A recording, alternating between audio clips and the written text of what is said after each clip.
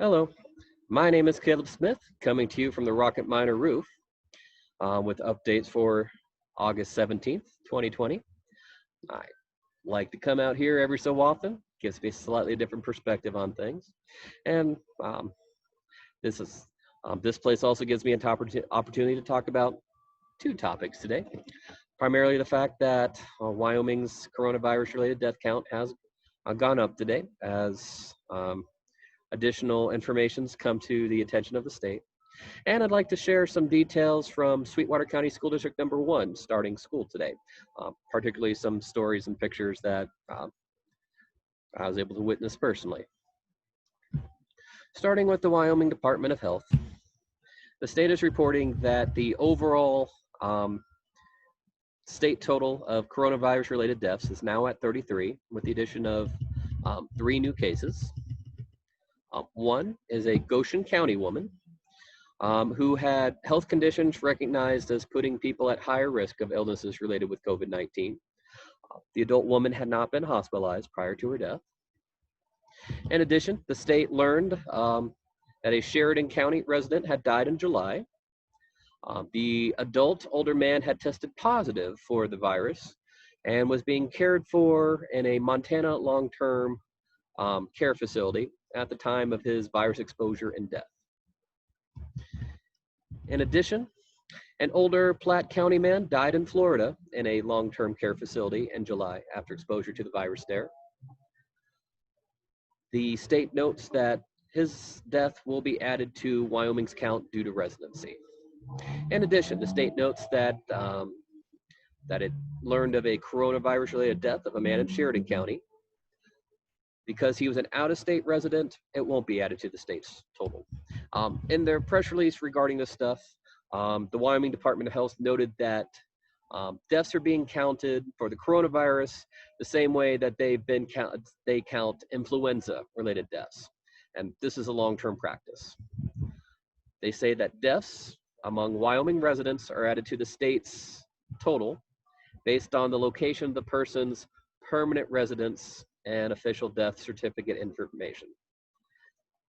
As it has noted several times, but it's worth repeating, the state says if the disease did not cause or contribute to the person's death, that person's death is not reflected in Wyoming's count of coronavirus deaths, even if that person is known to be positive. In general, the state also noted that it's not unusual for death certificate information from other states to be received later than those that occur inside our state borders. Looking at overall totals, we've had 33 people died COVID-19 related deaths, 2,829 lab confirmed cases, and 502 probable cases reported. Now, the other thing I want to talk about today is the start of school.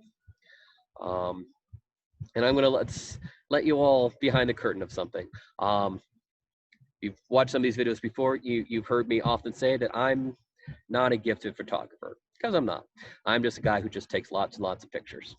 And what I'm going to do is that I'm going to show you the contents of all my photos that I took this morning from Walnut School, starting from having been parked quite a distance away. One of the things that struck me, and having talked to the staff, kind of was that they were impressed by, is the resiliency of our kids. Honestly, take away the masks and the fact that in some cases, but not all, people were slightly more spread out than usual. It was just another first day of school. You had lots of people excitedly running up to each other, calling. You could hear names echoing across the playground or the parking lot. People were showing off new ensembles. They were seeing people that some people they hadn't seen in person since spring break. Some they may not have been able to keep in touch with over the summer. I was just struck by kids being kids and how it's still sometimes hard to say goodbye, especially hard to say goodbye when the kids are ready to say goodbye and you're not. Or it's hard to say goodbye the other way around too. There are some cases where it seemed like the kids had better adjusted to the situation than the adults.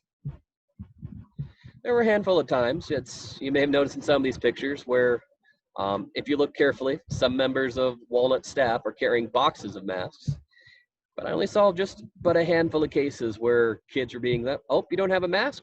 Let us hook you up. Or very few cases where they're like, you need to wear your mask correctly. One of the additions that they had that were at Sweetwater County schools today were temperature checks. That was something that if you did, some of the athletes have already gotten a chance to road test these out. This is the first opportunity where a lot of these kids were scanning.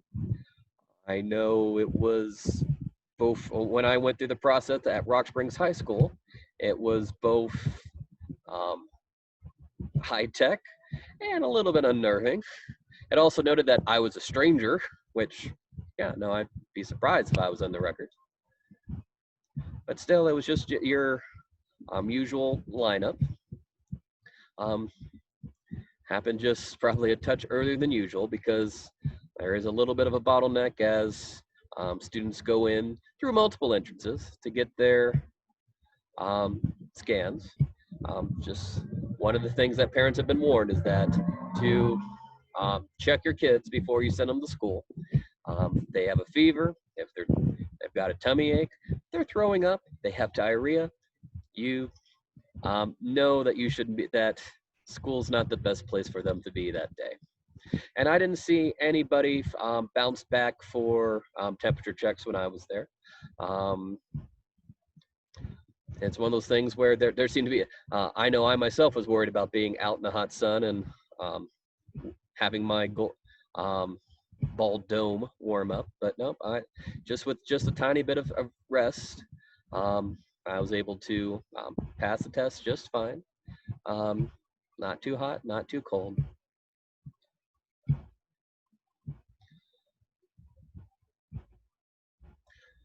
One other thing that I spent some time on today was, and we're about to get there. And these are the older students at Walnut schools, you know, the ones that have just a little bit more experience. They're able to cram just a few more things in their backpacks. Some of those kids were carrying all the extra supplies they could for the enjoyment and betterment of their classes. But the one thing that strikes me every year, and this is the second year in a row as of late that I've been doing this, is the final goodbyes of the kindergartners right here. They're on the opposite side of the building. And there were some that maybe they've done preschool, or maybe they're just kind of a little bit more independent type. They're ready and raring to go. There are a couple others who were a bit more reluctant, having some long goodbyes that they want to say, lingering, which is good. This is my personal favorite picture. I wish it was just a little bit less fuzzy, but I appreciate this fit. Young and old, giving him just a little bit extra encouragement. And when it was time, he took his place. Sometimes there are those who just need a little bit more encouragement. I know there was one set of parents who, at one point, the father walked out and went, "She's in the classroom. So what do we do now?" And the woman said, "We could just stay here till school's out." And I know that they were joking, but you could tell there's part of them that were a little bit more serious. And then there are those who need to be told a little bit more about the games or the activities and fun that's awaiting them. One of the things, it's one of those things where sometimes it takes a little bit extra perseverance. But one of the things you're seeing here is that the kindergarten teacher, Miss Jeannie's coming out with Lizard, asking him, would he help? Would he? She's got so much to do. Would he be kind enough to carry the Lizard? It's heavy. It's gonna take a little bit of work. And ultimately he agrees to play his part and join the classroom. It seems like this that I have a lot of respect for teachers. And while I'm not a parent myself, I just get a quick glimpse at what it takes for the trust it takes for parents to turn their little ones over. From what you could tell, the kinders and the older kids, they were having a good day today. We're hopeful that they have just as great a day tomorrow. I remember when I was in kindergarten, I was psyched for the first day of elementary school. I was a lot less excited the first day. I had a little twerp, had just had kind of a been there, done that. Like, oh, it seems a little bit less bright, less fun, but I guess we can keep doing this school thing. That was just my little warped, tiny brain. Hasn't changed much since then. School in Sweetwater County School District number 2 starts on Wednesday. We'll be aiming to have that, along with we have a primary election. Hopefully you all have had a chance to bone up on who you're voting for. And if you haven't, the Rocket Minor election guide's out there. Both you can find it in online or in the physical edition, the individual articles. There's lots of stuff that we highlighted 5 questions that we had for candidates, but if they shared with us additional information, campaign announcements or whatnot, that's online for you to view too. We encourage everyone to go out and vote, have your voice be heard, help pick the candidates to go into the final round.